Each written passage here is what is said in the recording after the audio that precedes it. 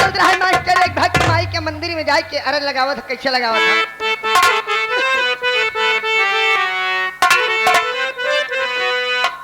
अरे भाईयन के अगवा ठाढ़े हई, भाईयन के अगवा ठाढ़े हई, कुछ सूझत ना हमें गाई का बस बाट सहारा माई का। भाईयन के अगवा ठाढ़े हई, कुछ सूझत ना हमें गाई का बस बाट सहारा।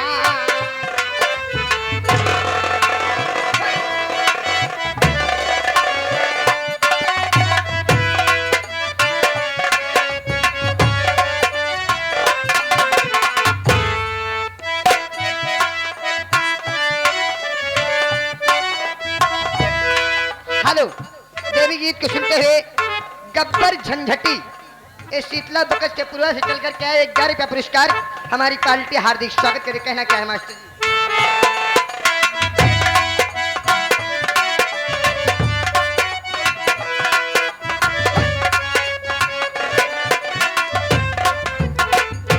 ए ना तो होते छुपल कौनो पातिया है मैया, तुम्हें सब कुछ जानत है।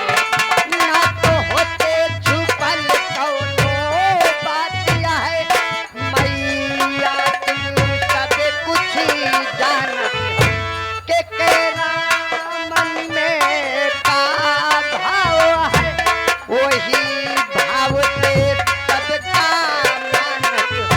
जग दुआरे भिखिया मांगत बा,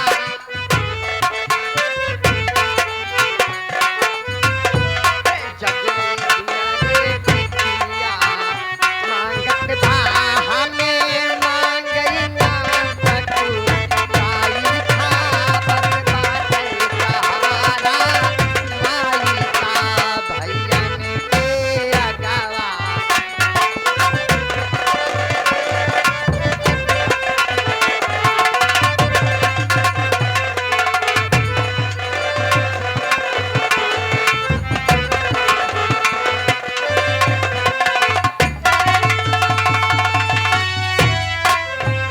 हेलो लल्लू ड्राइवर, नमस्कार। टेंट हाउस के लल्लू ड्राइवर साहब 21 रुपया पुरस्कार। ए मनोर श्रीमान 21 रुपया पुरस्कार। देवी गीत के सुनते हैं मास्टर जी, उस तर्ज में लग जाइए वही।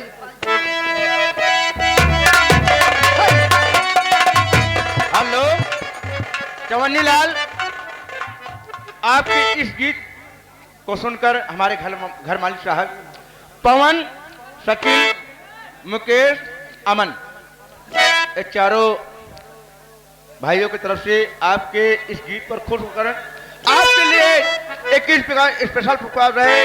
हमारी पार्टी स्वागत, अभिनंदन और वंदन करती है। धन्यवाद। मनोर श्रीमान, बाबू सौरभ सिंह, कुलदीप सिंह, मुंशी, ये भैया धारपुर से चलकर के आए हुए 21 रुपया पुरस्कार हमारी पार्टी हार्दिक स्वागत के। कहने का मास्टर